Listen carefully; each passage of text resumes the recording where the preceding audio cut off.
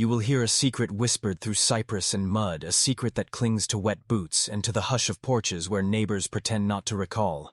The first 8 seconds will feel like a blade under your skin as I name a place where lineage became a weapon, and a grandmother became the mother of her own grandchildren. Picture a swamp road swallowed by moss, a house that breathes dampness, a woman who wears authority, like a cloak, and a young man who returns into a ritual that erases consent. This is not a story of one monster, but of an architecture of silence, where tradition and isolation braided into a machine that produced children whose bodies told hidden rules. You will see how privacy was converted into armor, and how poverty and geography became allies of secrecy for those who governed a small domain without witnesses. Watch how early births were treated as ordinary, and how absence of school records and inspections became a shield against curiosity. Know that systems failed not from malice, but from deference to privacy. Claims that masked violence. See the man who made himself untouchable, because the swamp made access costly, and the town that looked away when faced with discomfort. Feel the cold logic of consanguinity in malformed faces. Fragile hearts and minds that could not speak a lawless language of pain. I will teach you to read absence as signal, and to see a paperless life as a red flag. Not a quaint tradition. Learn the quiet gestures that protect wrongdoers. The polite nods, muffled gossip, locked doors, and the single note never filed with the registrar. This descent shows how scientific testimony can be a hammer, and how compassion without rigor is ineffectual. Before you react with revulsion, pause and listen, because knowledge here is not mere horror. It is a tool, a scaffold for action, and a map for intervention. I will guide you through court records, hospital notes, and diary fragments, and show how each small omission added weight until the house could not hold it. If you are ready to trade comfort for clarity, follow me, and hold this truth like both burden and weapon. We begin with a dawn that opened a locked life, and with a knock that unmade a family law. Stay close, because the next revelation will cut deeper into machine.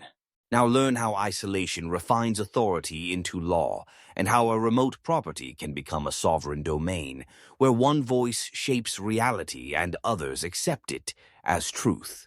Isolation is architecture, not accident, a network of practical choices and symbolic acts that make escape costly and inquiry improbable. Roads are blocked, mail is sporadic, children are kept from school, and absence of routine visits becomes the scaffolding of secrecy. Rituals replace institutions, elders pronounce rules as tradition, and neighbors confuse respect for privacy with permission to ignore suffering. Understand the psychology at work. Repeated commands and enforced dependency morph into consent, a coerced acceptance dressed as duty. Observe how the patriarch spins narrative to place blame outward, invoking ancestry and weather to justify control and to cast intervention as betrayal. Shame is an ally of secrecy. Communities prefer private explanations and divert attention with courtesy rather than confrontation. Watch the tactics that preserve power. Normalization of abuse through language that calls coercion, love and obedience. The child schooled to speak the captor's vocabulary. Notice how poverty and geography discourage intrusion. Scarcity makes communities self-policing and willing to rationalize absence with excuses. Selective schooling erases paper trails and avoids mandatory checks when births and absences go unrecorded. Law cannot easily act. Attend the medical blind spots. Rural clinics lack specialists. Deformities can be misattributed to malnutrition. Without genetic insight, anomalies read as tragedy, not evidence. Consider the social network that failed, the grocer who noticed withdrawn faces, the preacher who trusted a parishioner, the teacher who missed attendance out of habit, not malice. Recognize institutional inertia. Social services overloaded default to case prioritization that leaves remote families unseen. See how research can both illuminate and objectify. Scientists analyze blood while caretakers wait for therapy. A cruel misalignment of urgency and curiosity. understand patriarchal training that teaches sons to confuse dominance with protection and daughters to conflate survival with compliance. Roles become cultural engineering. Read behavior as process, not just event. Repeated absence of external contact is the clearest early warning sign. Paperwork gaps speak as loudly as bruises. Use this pattern to spot other houses that hide crimes. Knowing the anatomy of concealment allows intervention before catastrophe amplifies. Prepare to follow the trail where genetics and medicine convert intimate damage into courtroom evidence, and where law must learn to read biology as testimony and to act with steady resolve. Now we move into the clinic, into the sterile rooms where bodies began to tell the story that voices could not speak. Doctors noted small skulls fused, fingers, heart murmurs, immune collapse, and a constellation of anomalies that together formed a genetic fingerprint. These clinical notes were meticulous and cold, each term a map connecting genealogy to physiology. Blood vials were labeled with codes, not names, and carried through decades into laboratories where gels and later sequences revealed patterns of homozygosity and recessive burden. Researchers spoke of probabilities and allele frequencies, yet behind every datum there was a child who could not chew or who could not keep up in a classroom. Medical practice met bureaucracy, and sometimes the bureaucracy slowed care while research advanced on a different timeline. Radiology films and surgeon reports were entered into files that prosecutors would later subpoena, as if pages could replace tenderness or therapy. Consider how autopsy notes and birth records functioned as testimony, how a malformed heart could become evidence in a courtroom where juries had to translate biology into culpability. Ethics emerged as a heated debate because samples were precious and consent complicated by trauma. Sometimes a family became an archive for science before it became a family that received care. Notice the tension between curiosity and compassion when university labs sought unique datasets and when clinical teams needed immediate resources to stabilize children. The scientific language brought clarity, but also risked dehumanizing the afflicted charts. Reduce biographies to variables, and peer-reviewed articles can forget the faces behind data. Legal counsel relied on expert witnesses who explained Mendelian odds with diagrams. The courtroom required that biology make moral sense in order to convict those who built a life of secrecy. Think about the logistics of evidence collection, how locals preserved diaries, and how social workers cataloged clothing and photographs for chain of custody. Observe the small ironies that in order to protect privacy trials, sometimes sealed records, yet sealing also shelters collective learning that could prevent the next case.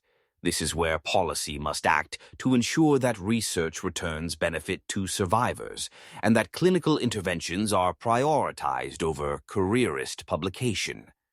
Design integrated response teams so genetics informs treatment and not only prosecution. Mandate rapid medical intervention alongside forensic sampling. Fund long-term surgical and developmental care and create protocols for ethical data use. Hold the archive as proof. Now the public moment breaks through like a floodlight, and the courthouse becomes a theater where biology, law, and conscience collide. You will witness how evidence is staged into narrative, how medical scans and diary fragments are assembled into a case that jurors can understand. In the courtroom, experts draw chromosomes as if they were lines in a moral ledger. Jurors listen to cellular testimony and translate probabilities into verdicts. The patriarch sits with a face made of swamp mud and entitlement. He claims tradition and private sovereignty as shields against criminal law. Listen to defense that turns abuse into custom and watch prosecutors dismantle that claim with charts and precise witness accounts. Observe witnesses as vessels of contradiction. Neighbors speak of courtesy and fear. Nurses testify about malnutrition and malformed bones. Social workers reveal missed visits and ignored absence. You must see judicial choreography where sealed records are shields and open hearings strip ritual secrecy to reveal human cost. Feel how legal tools morph into instruments of policy change. Because law must not only punish it, must also build systems that prevent recurrence. Note the sentences and measures that follow. Not closure, but a bridge toward restitution and care, because punishment without repair leaves survivors adrift. Now perform a small ritual in the comments to make your watching an act of witness. Type Shadow Forged twice to mark presence. Comment Shadow Forged. Comment. Shadow Forged, this is a public seal that trains the algorithm and binds you to responsibility. Understand how media frames the story. Sensational headlines draw attention, but also harm survivors. Responsible reporting balances exposure with dignity and assistance. Watch the legislative ripple. How one trial rewrites statutes and welfare agencies redesign rural outreach. Think about the ethical split. Scientists study genes and clinicians demand resources. Think how academic interest can fund long-term surgeries and therapies rather than fill journals with abstracts. Observe rehabilitation plans for children once catalogued as specimens, then rehumanized as patients and citizens. The courtroom teaches a country how to read hidden lives and convert private failure into public duty. Carry this forward, turn anger into policy pressure and curiosity into advocacy. Remain practical and morally precise. Support interdisciplinary teams that pair prosecutors with geneticists, social workers, and rural clinicians. Fund mobile clinics and teacher training. Demand transparency in research and reparative funds for families. Hold institutions accountable across cycles now. Now move deeper into the cultural scaffolding that allowed cruelty to feel ordinary and to be passed down as instruction rather than condemned. Anthropology shows isolated communities form self-legitimizing myths, and when myth replaces law, harm becomes ceremonial. Imagine elders telling origin stories that praise purity until purity becomes prescription and dissent is branded betrayal. Observe how selective scripture and local lore braided into an ethic that justified closeness and punished curiosity. Notice how gender roles were weaponized. Daughters taught that service equals honor, and sons taught that obedience proves belonging. This is manufacturing consent by deprivation and narrative control, where children police one another and confuse survival with complicity. Look at social rituals that mask violence, communal meals that exclude faces, funerals that bind silence, and chores that normalize cruelty. Consider how stigma isolates survivors when neighbors whisper instead of report, when employers refuse hires, and when schools stigmatize the displaced. Think of economic logic when poverty forces families to trade. Autonomy for sustenance and welfare is underfunded where oversight is hardest. Study how education gaps create blind spots. No records, teachers miss attendance, births go unregistered, and paper trails vanish into folklore. Understand recovery is not a single act. It is a campaign needing surgery, counseling, education, and social reintegration. Survivors need stable housing, medical follow-up, and trauma-informed therapy that recognizes developmental delay and attachment disruption. Policy must go beyond shelter to fund years of care, because genetic damage and developmental impairments require sustained intervention, not episodic charity. Demand community-based prevention that uses trusted local figures rather than outsiders who provoke resistance and marry cultural sensitivity with protection. Train clergy teachers and shopkeepers to spot patterns and to report. Without stigma, provide anonymous channels and mobile teams that reach blocked roads. Fund school enrollment drives and outreach in weather.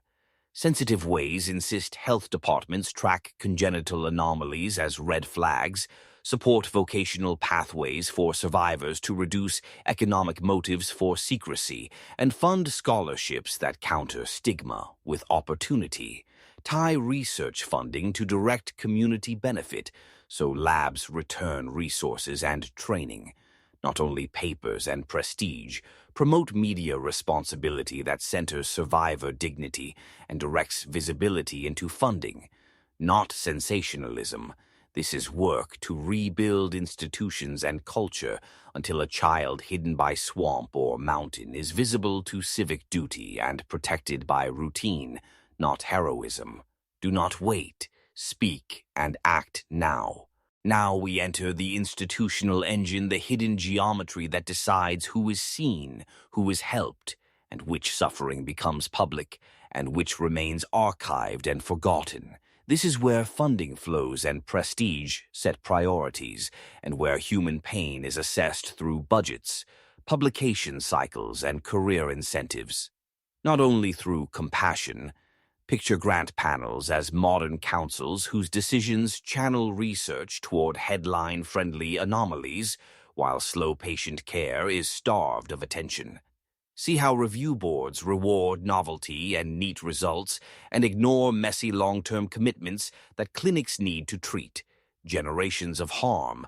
Observe who occupies decision-making seats and who is absent: clinicians, social workers, geneticists, survivors, or local advocates. The composition shapes what questions are legitimate. Notice how vague legal language around family autonomy creates loopholes perpetrators exploit, and how deference becomes a shield for abuse.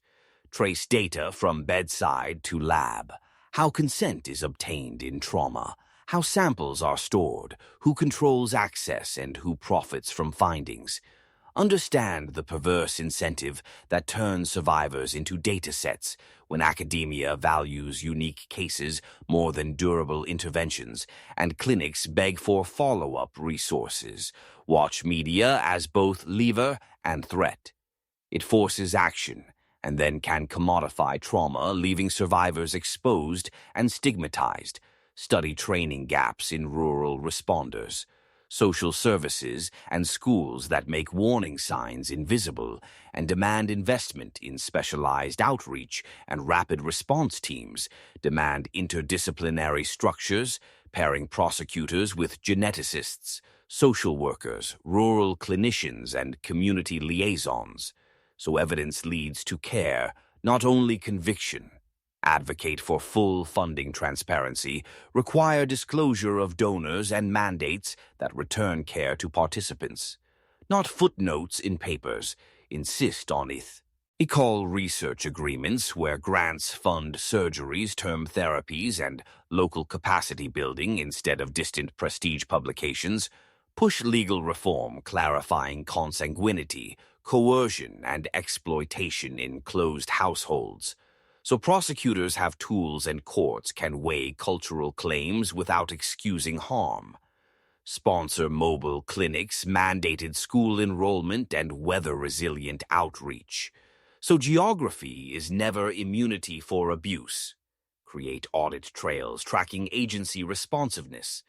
Publish audits and make neglect detectable and costly. Build watchdog coalitions that sustain pressure beyond headlines, maintaining oversight until measurable outcomes improve. Convert outrage into governance, rewire incentives, so prevention care and restoration outrank novelty and prestige. Hold institutions accountable and design a durable architecture of protection that endures beyond trials.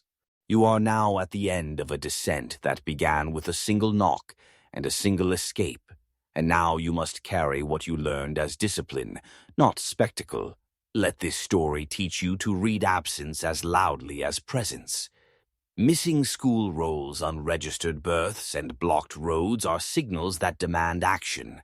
Turn knowledge into practice, map red flags in your region, and share that map with trusted allies in journalism, social work, education, and healthcare. Train local networks to report with dignity and evidence. Refuse the private language that conceals harm, and insist neighbors and clerics see reporting as protection, not betrayal.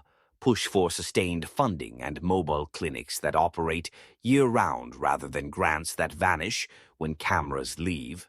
Require that research grants include commitments to provide medical follow-up surgeries and therapy, so study participants receive services, not only footnotes in journals. Build rapid response teams combining clinicians, social workers, prosecutors, and community liaisons, so biology triggers care and not only prosecution. Create watchdog coalitions that publish audits of agency responsiveness, so neglect is visible and costly to institutions and officials. Support survivor-centered reporting that channels attention into resources and preserves anonymity when disclosure endangers recovery. Demand legal clarity on consanguinity, coercion, and child rights in closed households, so prosecutors have tools and courts can weigh cultural claims without excusing abuse. Fund school enrollment drives and outreach that reach cabins cut off by season, or design mandate registry checks and health screenings that trigger follow-up. Insist on ethical data agreements where samples and records deliver care and capacity building to affected communities, not distant careers. Practice presence in your towns, attend hearings, ask for timelines, and follow up on promise. So keep a public ledger of responses so oversight becomes permanent. Convert outrage into measurable goals with milestones for reduced incidents and improved outcomes. Invest in long-term trauma-informed therapy and medical plans for children with genetic risk, and fund vocational pathways that restore dignity. Donate to sustained funds and join coalitions that keep pressure beyond headlines. Remember, responsibility is the antidote to spectacle, and vigilance over time protects futures, not feelings. Go now with a steady heart and a practical plan. Organize allies, show evidence, speak to officials, and refuse to let another house become a temple of hidden harm. Be relentless and compassionate. Carry these truths into policy training and care, so silence no longer shelters cruelty. Take action now and persist.